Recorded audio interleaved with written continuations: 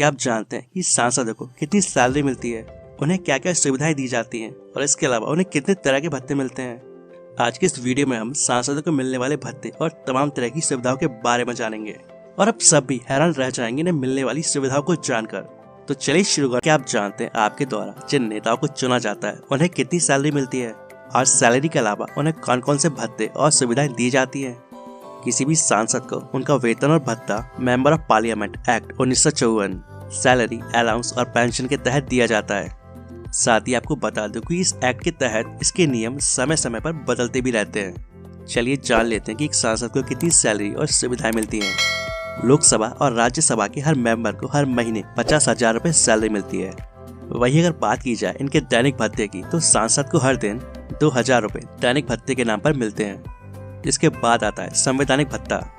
इस भत्ते के तहत सांसदों को हर महीने 45,000 रुपए का भुगतान किया जाता है।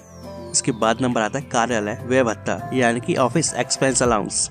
इस भत्ते के तहत भी हर सांसद को 45,000 रुपए हर महीने दिए जाते हैं। इसमें से वो 15,000 रुपए स्टेशनरी और पोस्ट आइटम्स पर खर्च कर सकते हैं। इसके अलावा किसी असिस्टेंट को रखने पर वो 30,000 रुपए खर्च कर सकते हैं। इसके बाद आता है यात्रा भत्ता यानी कि ट्रैवल अलाउंस।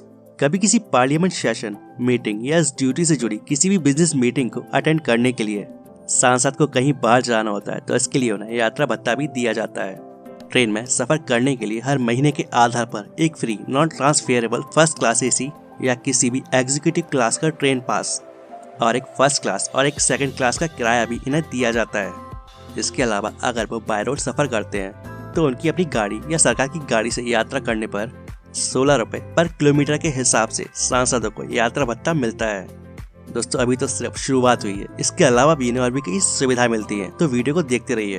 अगर सांसद हवाई यात्रा कर रहे हैं तो उनको कई तरह की सुविधाएं सरकार की तरफ से मुहैया कराई जाती हैं। हर साल ये पति या पत्नी या फिर किसी रिश्तेदार के साथ 34 हवाई यात्राएं बिल्कुल फ्री में कर सकते हैं।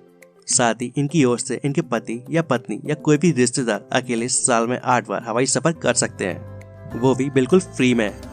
और वहीं अगर बात की जाए ट्रेन के सफर की तो आई कार्ड लिए हुए सदस्य साल में कभी भी अपने देश के अंदर कहीं भी फर्स्ट क्लास एसी में सफर कर सकते हैं। इसके अलावा हर सांसद को 3 फोन रखने का अधिकार होता है। इनमें से एक फोन सांसद के घर पर जरूर होता है, दूसरा सांसद के दिल्ली वाले ऑफिस में होता है और तीसरा फोन सांसद की चुनी हुई जगह पर या फिर इनके दूसरे आवास पर होता है। इन तीनों फोन का खर्चा सरकार के द्वारा उठाया जाता है और इन तीनों फोन में से हर एक के जरिए साल में 50,000 कॉल करने की आज़ादी होती है। इसके अलावा इन्हें एक और मोबाइल दिया जाता है और ये मोबाइल MTNL या फिर किसी दूसरी प्राइवेट कंपनी का हो सकता है। और जब बात आती है बिजली और पानी की तो 4,000 किलोलीटर पानी और 50,000 यूनिट बिजली की सप्लाई सांसद के कोटे में बिल्कुल फ्री होती है। दोस्तों इनको ये सुविधाएं इनके सरकारी आवास या इनका जो घर होता है वहाँ पर भी मिलती है। और अगर बिजली और पानी की इतनी मात्रा का इस्तेमाल एक साल में नहीं कर पाते हैं तो ये उन्हें अगले साल के कोटे में जुड़कर मिल जाती हैं। इसके अलावा सांसदों को स्वास्थ्य संबंधी सुविधाएं भी दी जाती हैं। पार्लियामेंट के हर सदस्य को स्वास्थ्य संबंधी सुविधाओं के नाम पर वो सारी की सारी सुविधाएं मिलती हैं जो सेंट्रल गवर्नमेंट हेल्थ स्कीम के तहत सेंट्रल सिविल सर्विसेज के क्लास 1 ऑफिसर को दी जाती हैं। इसके अलावा सांसदों को गाड़ी खरीदने के लिए भी एक सुविधा मिलती है। हर सांसद को कोई भी गाड़ी खरीदने के लिए सरकार की तरफ से 4 लाख रुपए का भुगतान किया जाता है, लेकिन इस अमाउंट को इन्हें हर महीने की सैलरी में से इंस्टॉलमेंट के तौर पर चुकाना पड़ता है। अब ये चाहे तो इस अमाउंट को ये 5 साल के अंदर चुका सकते हैं या उससे पहले ही कम समय में ज्यादा किस्तों के साथ चुका सकते हैं। अगर हम बात करें इनकम टैक्स की तो इनको इनके वेतन और भत्तों पर किसी भी प्रकार का कोई टैक्स नहीं देना पड़ता है।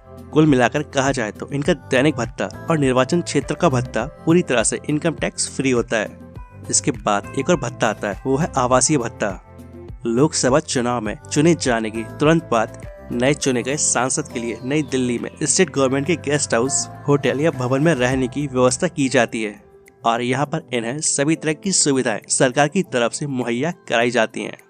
और इसके बाद किसी भी फ्लैट, हॉस्टल या बंगले में इनकी पूरी परिवार के साथ रहने की व्यवस्था कराई जाती है और इन जगहों का किराया भी सरकार की ओर से मिलने वाले भत्तों के अंतर्गत आता है। इन्हें जो रहने के लिए घर या बंगला दिया जाता है उसमें सारे के सारे फर्नीचर लगे होते हैं और वो एयर कंडीशनड होता है और इनका मेंटेनेंस भी फ्री होता है। इसके अलावा जो बचता है वो है सिक्योरिटी गार्ड्स, जिंदगी भर की पेंशन, जीवन बीमा और सरकारी गाड़ी जो सरकार की तरफ से सांसदों को फ्री में दी जाती हैं।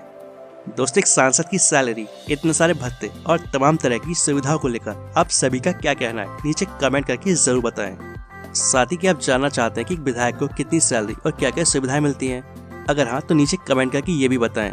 तो उम्मीद करता हूँ आपको आज का वीडियो पसंद आया होगा। वीडियो अच्छा लगे तो वीडियो को लाइक एंड शेयर तो जरूर करें और इस तरह की वीडियोस आगे भी देखने के लिए चैनल को सब्सक्राइब कर लें। और अगर आपके कोई सवाल या सुझाव है तो कमेंट बॉक्स में कमेंट करके बताएं। And thanks for watching.